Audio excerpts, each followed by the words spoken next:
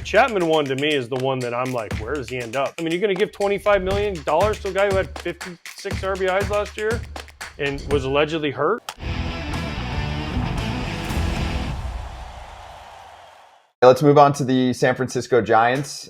Jon Heyman joined the show yesterday, and he tweeted that he feels like the Giants have a decent chance to get one more free agent star, but could they get two? I know Patrick in the chat yesterday had a good question to him, which was framed as Judge, Correa, insert big name that they've gone after over the past really 5 to 7 years.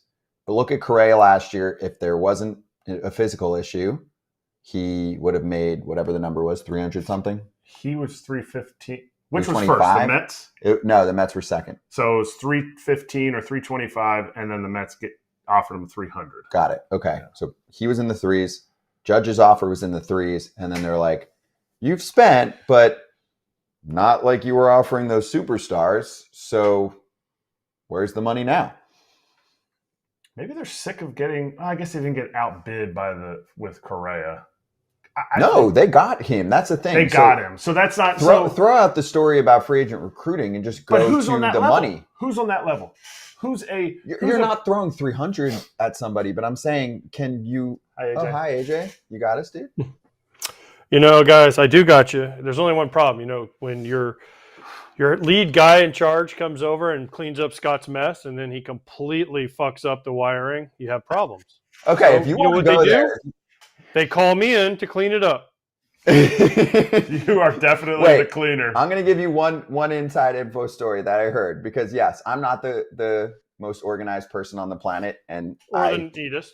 I take my cons, I take my flaws with pride. All right, who's with me? But I heard at one point when the entire studio was getting reorganized the other day, there was a text that was sent out and said, "Hey, do you mind if I move some of these shirts?" And the response from AJ was, "Those are Scott's. His stuff's everywhere." And the response back was, "I don't think Scott's double XL." And I said, "Yes." Those weren't the problem today, though. Those were not the problem today. The shirts weren't the problem. The shirts are way over there. The problem was the wiring that we tried to which it looks amazing. So, Mark, thank you. It really does look amazing. The problem is Scott comes back eventually, and then it's going to go to shit again. They call me Hurricane. He plays nice. He plays nice. He just doesn't clean up. No, I don't. Nope. I also don't like to touch anyone's stuff because I don't want to get blamed like this situation. Anyway, Giants, why can they afford Judge, Correa, etc., but then they've had a nice offseason, but not a dominant offseason? We're referring to what Heyman's saying. Why can't they get two of these players? They can. Well, I mean, they can if they want to spend the money. But I don't know if they want to do it. And then also, a lot of organizations look at it now, especially maybe with Chapman, they're going to block the other prospects they have at third base. And I don't know if they want to do that. So I think Snell or Montgomery probably make more sense because you can always use more pitching. But the Chapman one to me is the one that I'm like, where does he end up? Because we all know Boris asked for the moon and the stars and the sky and everything else. But, you look at I think what he had 56 RBIs last year, and he had like 30 of them in April. And I know they say he was hurt, but where's he end up? I mean, you're going to give $25 million to a guy who had 56 RBIs last year and was allegedly hurt. So that's the intriguing one to me. And I think the Giants, they don't want to pay that much for him. And two, they don't want to block their prospects they have there either.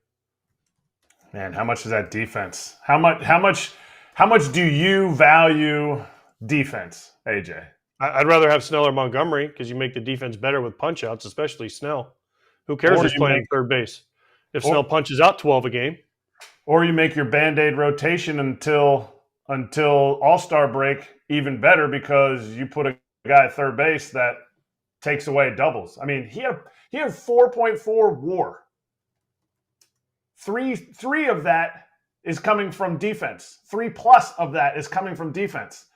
If you just go based on the value, like a low value of WAR, it's $8 million per one.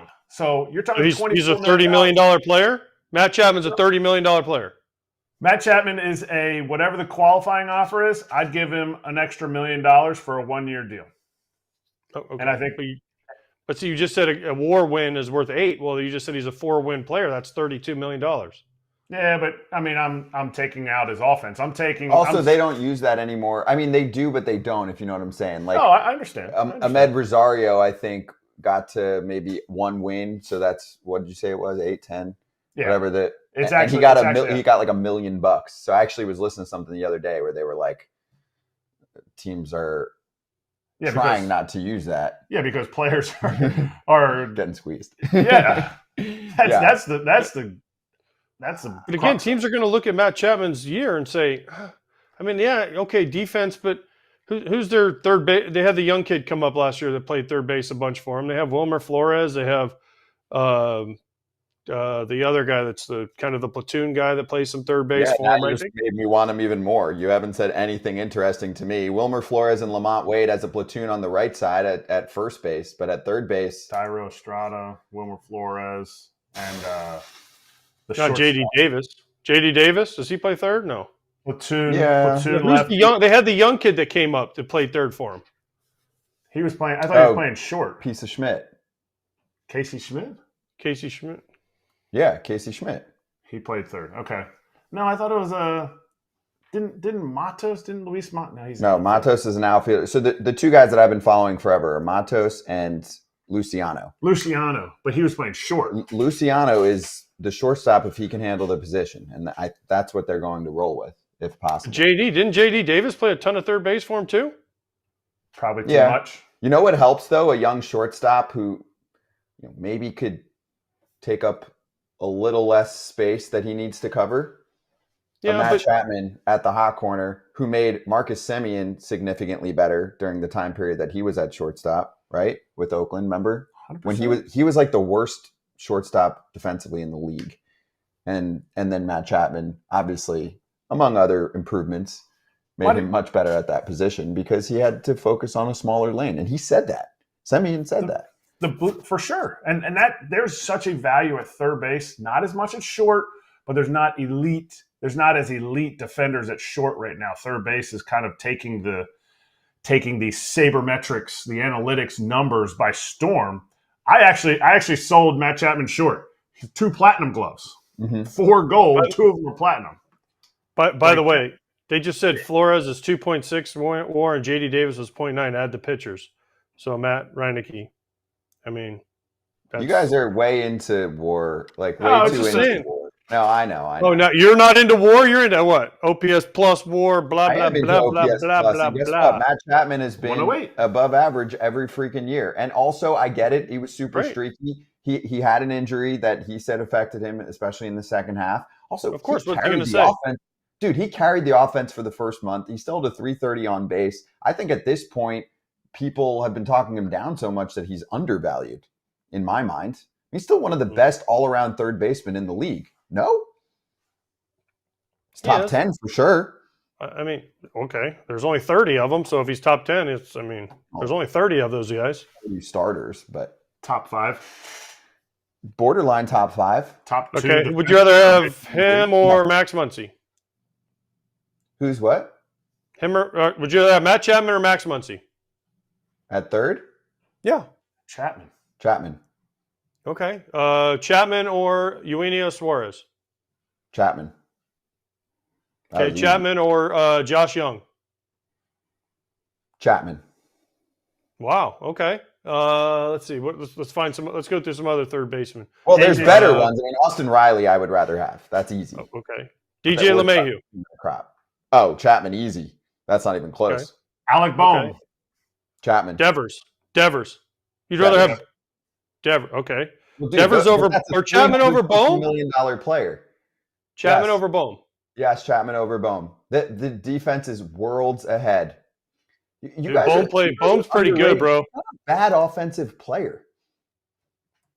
Here's my thing. Look what the Blue Jays. They had the same OPS plus, and Matt Chapman is a significantly better defender. Like not even in the same weight class.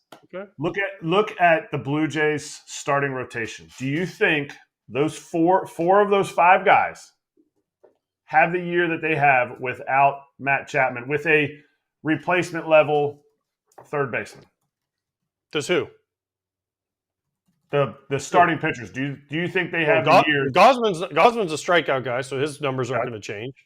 Okay. Who else? Kikuchi, I think he'd be fine. He's a fly ball guy. Who else do they have? Bassett's a fly ball guy. So, I mean, I get it. I mean, here's the thing with the Giants, though. You know, who do they have that's a ground ball guy? Logan Webb? Okay, but he's more of up the middle, shortstop, second base. You know, I don't think there's a ton of, most of the time when you roll over, it's more of the lefty guy throwing cutters in, a John Lester that needs to stand up third base, and Mark Burley throwing cutters into these righties. That's why like Joe Creedy was so valuable when Mark Burley pitched, because he would get every ball at third base, and we're like, oh, Creedy's over there. Let's just have him hit it over there. You're out, right? Like Eric Chavez when he had Mulder and Zito, they were all right. Yeah, you're out. Eric Chavez, you're gone. But that's the same thing. A lefty cutter, he's throwing righty sinkers. A bad swing, you're chopping balls to third base down the line, and Matt Chapman's not letting that happen. So to me, I think that value, especially on a team that needs pitching because their offense isn't going to be crazy, and you're not finding an upgrade. You're not finding anybody out there that's going to give you more than what Matt Chapman's going to give you. It's just a matter of what his price is. Robbie Ray's a lefty. Jordan Hicks gets a lot of ground balls.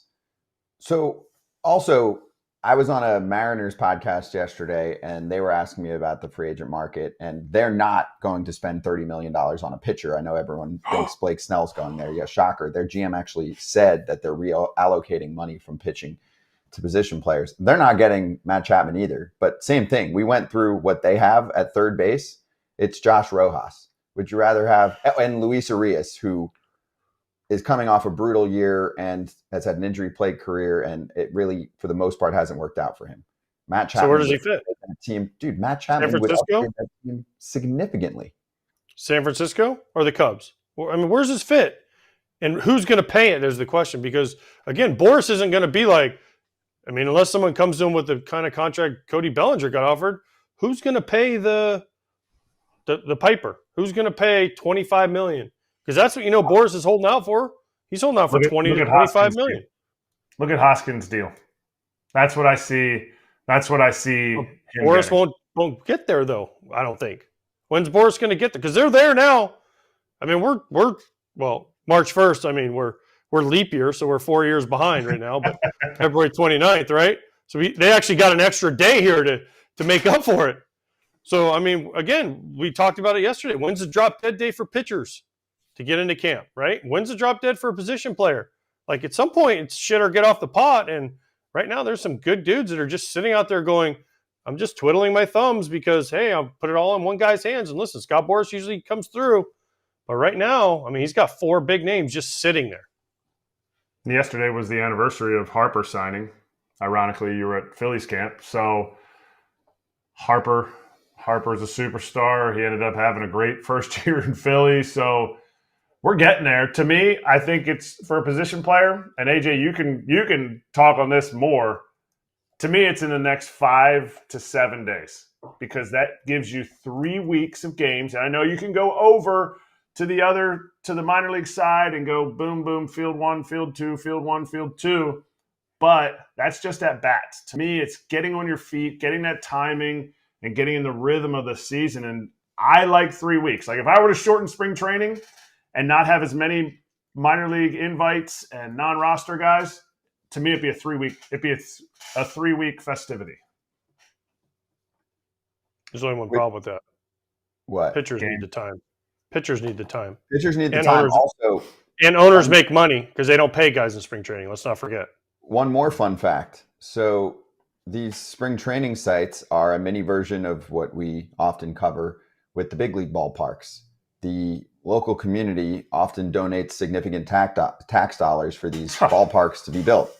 Spring training, it's even more crazy. They usually pay for the whole thing.